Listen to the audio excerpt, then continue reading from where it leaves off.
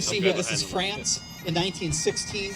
You have the Germans entrenched. They've been already fighting for end of 1914, 1915, 1916. The Germans introduced gas warfare in the beginning of 1915, just a year ago. And the stalemate in the trenches was really due to having very equalized firearms in terms of the ability to fire, the magazine capacities, the riflemanship of these various sides. They also had a superiority with machine guns. For the first time in a European war, the machine gun was used against another European power, and that was a great equalizer, which led to everybody having to be in trenches. Also, quick fire artillery, much more artillery, accurate artillery fuses, air bursts, and things like that. So, what you see right now is an attempt to break that stalemate. The trenches, the trenches actually have a ability to protect you from rifle fire, but the tank is what helped break that stalemate.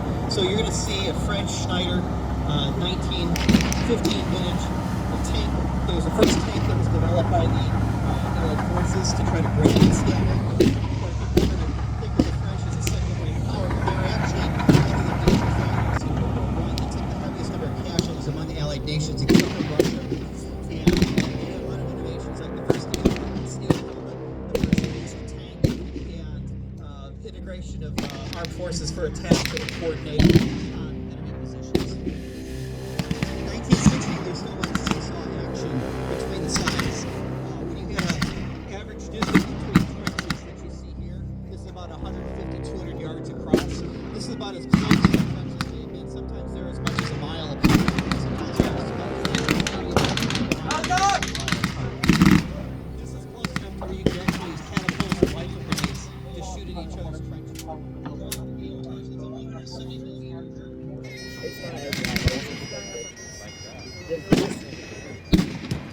So this is the closest. The machine gun that's firing on the Allied side, the left side of the French. Those are the British that are in the foreground, with the French further down the line.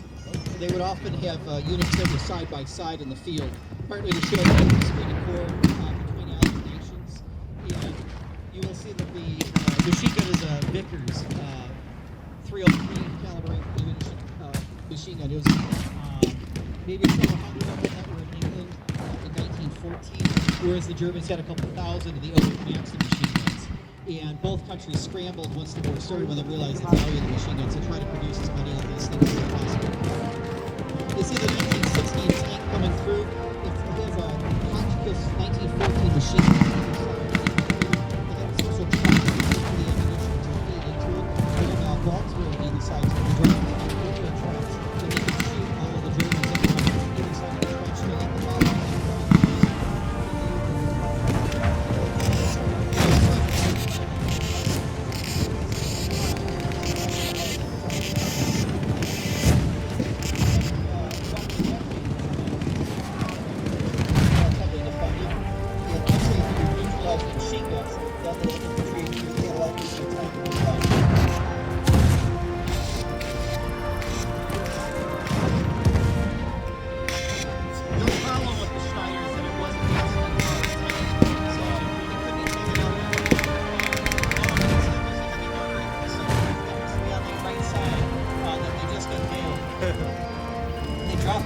It's a 170 millimeter German mortar.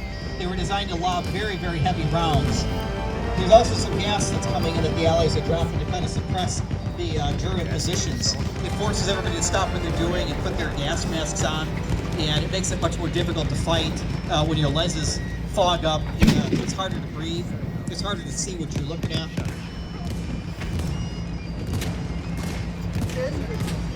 The Allies are waiting for the gas to clear before they move on. The gas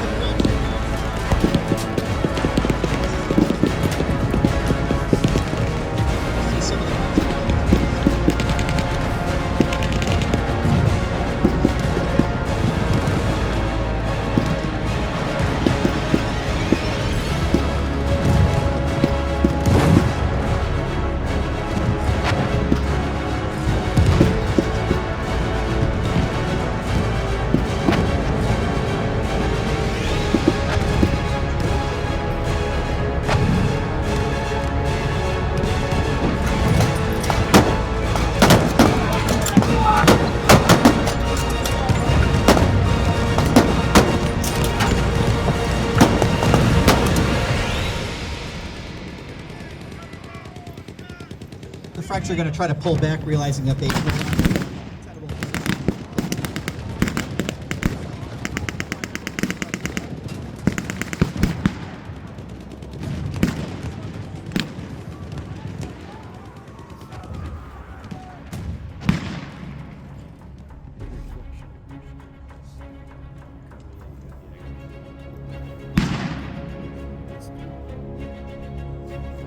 You can see that the French have their Adrian blue helmets. They were the first country to adopt the helmet in 1915 because they found that most of the injuries that came in that were incapacitating for troops actually were head injuries that were caused by shrapnel primarily, not necessarily bullets. So the helmets were designed not to stop bullets. They were actually designed to stop shell fragments or pieces of grenades or pieces of trees. If you had an airburst in the trees on the Allied side of the trench, most of the damage actually come from flying pieces of wood that would come and hit them and impale them. The British followed shortly thereafter. The dishpan helmets that they're wearing are actually based on a helmet from the medieval age that they took from the Tower of London and said, this is what we need. And they thought it would also be good for rain cover as well. But it did not have very good side protection like the German Stahlhelm did, that protected your neck and was a little bit better design. The Americans adopted that design in the 1980s with the Kevlar helmet. You can see the Germans starting to move up. They're coming out of the trench cautiously because they're going to counterattack now that the main weapon that the French had has been taken out of commission.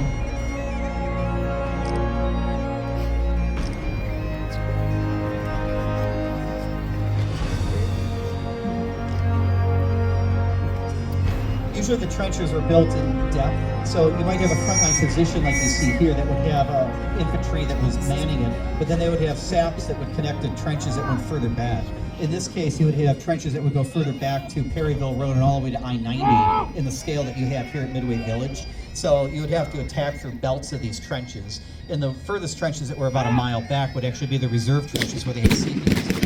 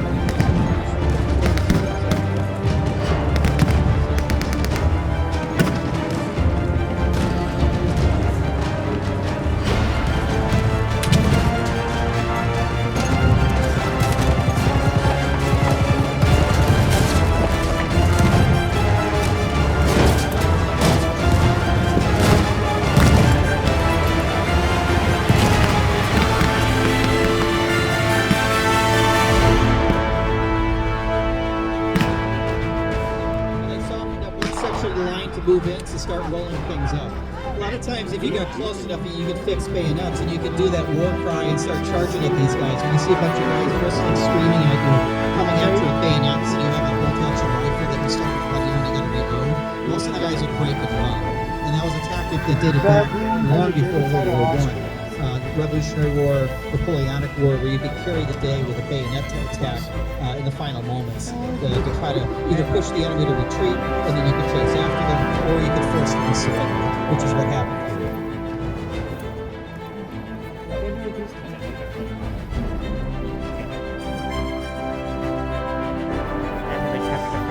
We hope that you can go through the exhibits and see what we have. Most of the buildings in the village have a display set up, and we would love for you to come and take a look. We'd love to answer questions. We try to have a very encompassing view of World War I as a